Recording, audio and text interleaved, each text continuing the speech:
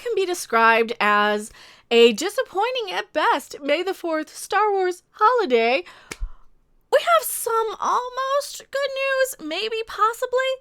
Stay with me on this one.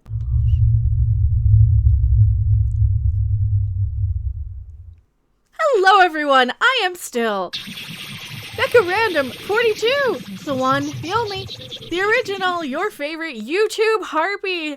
Well, why do I say it's almost good news? You saw the thumbnail, you know it's coming. Hear me out on this. I'm going to get into why it could be some good news, at least for Star Wars fans. This is a doozy. Everything's a doozy nowadays, but we have news. Stephenie Meyer is going to publish a new Twilight book called Midnight Sun. Now, as you guys know, I do not like the Twilight franchise at all. I think it was the start of a lot of what's been really, really wrong with a lot of modern TV movies, a lot of the stuff that they really try and focus on. Oh, well, we need women viewers. We need girl viewers. We need a female-focused, female-centric show. And they've been, in my opinion, trying to copy the method and mode and formula of Twilight ever since it was released. All these Hollywood studios, we've gotten that in Star Wars, Star Trek, pretty much everything. And you guys can't deny that, at least even if you don't see it, you can't deny my comparison, at the very least, to Twilight fans versus the Reylo fans, the Star Wars fans. You know, the Star Wars fans who loved Rise of Skywalker so much that they were out there day one, opening day, just to express how much they loved it. They loved it so much. No!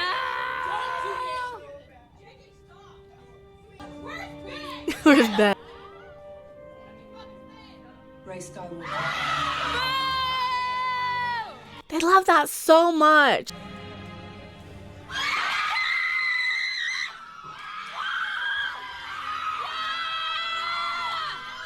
It's basically just Twilight, in my opinion, and we all know how well that turned out for them.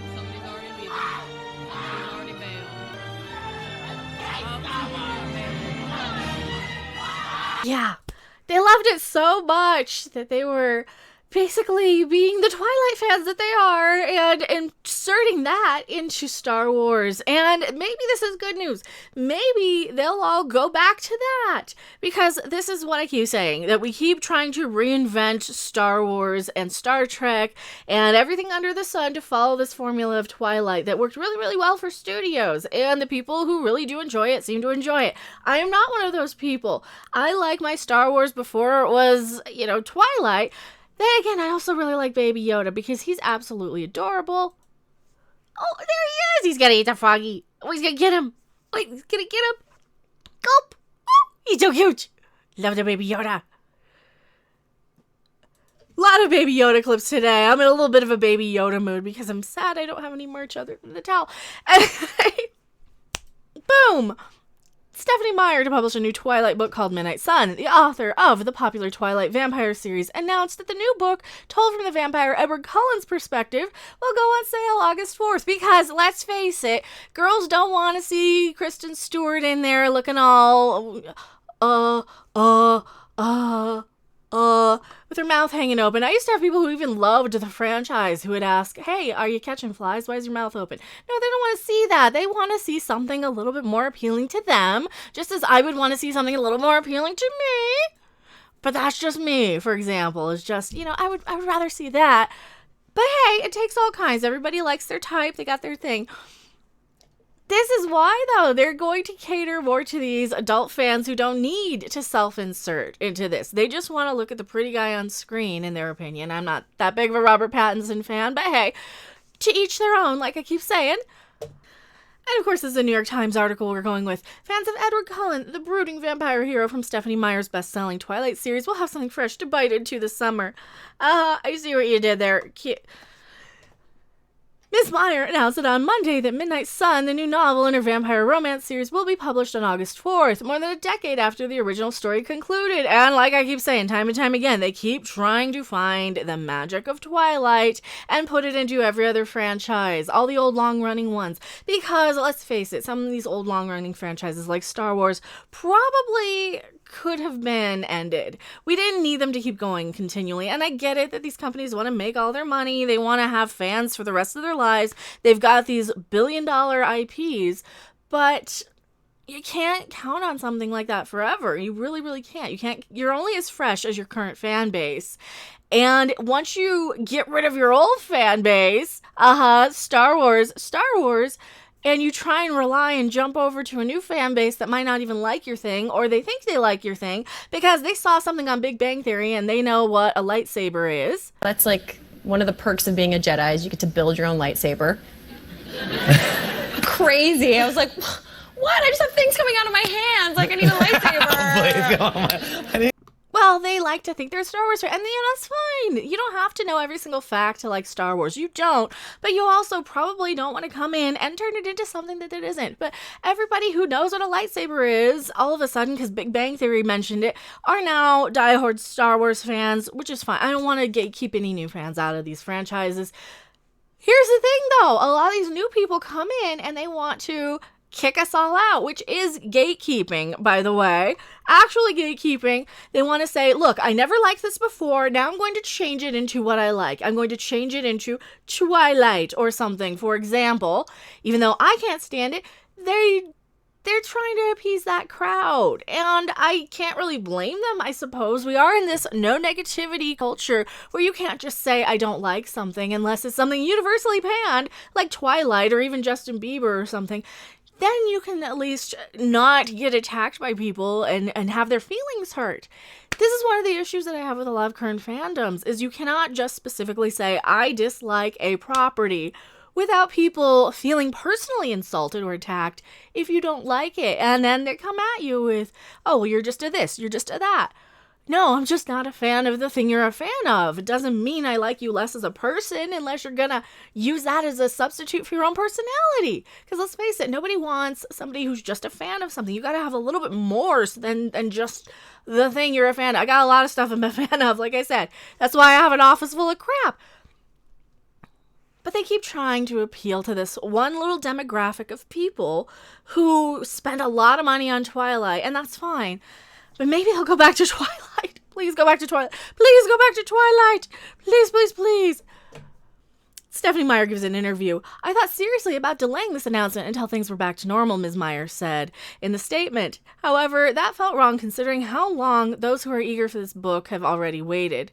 She added, I know how much I personally need distractions right now, how much I need something to look forward to, and most of all, how much I need more books to read. So I hope this book gives my readers a little pleasure to anticipate and, after it arrives, a chance to live in an imaginary world for a while.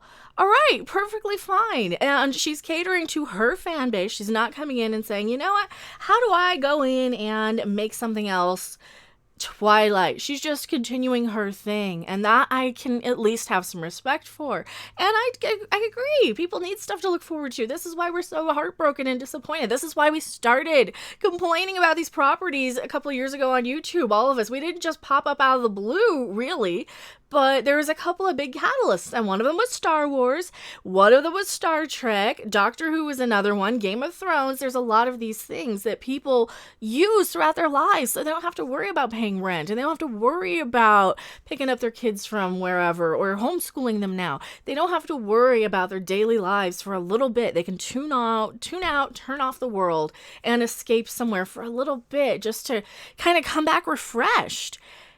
I can admire that here, really, I can. And, you know, the thing I look forward to most every week is the Dead Milkman podcast on Saturdays. But hey, like I said, we all need something to look forward to. The Supernatural series followed the romance between a handsome vampire, which, you know, that's subjective, Edward Cullen and his human, and then vampire love interest. Well, spoilers for the last movie, which I do highly recommend with riff tracks synced up. Oh, that's the only way to watch these, because they are absolutely hilarious. Especially the last one, because See, I can watch these from a perspective of they're ridiculous and they're my entertainment in that respect. I don't take them seriously. I don't take them as gospel or anything. I take them as a Mystery Science Theater sort of viewing of, these are not movies that are to my taste. These are kind of ridiculous and over the top. And I can have some entertainment out of them when I sync them up with riff tracks, of course.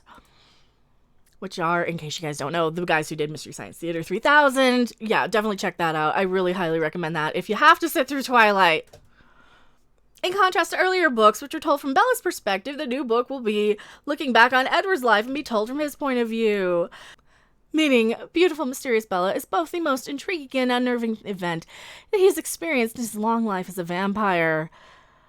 So this is an interesting perspective. I kind of can appreciate that. I'm looking forward to making fun of the movie when it comes out, because we all know that Robert Pattinson doesn't even like playing Edward. I think he's out. He's done with them. So let's see if they can make a movie of this and get him back. Oh, they're going to recast it. That'll make people happy. You know what they should do? They should get rid of this whole white male stereotype stuff. White male rage, white male rage, white male rage.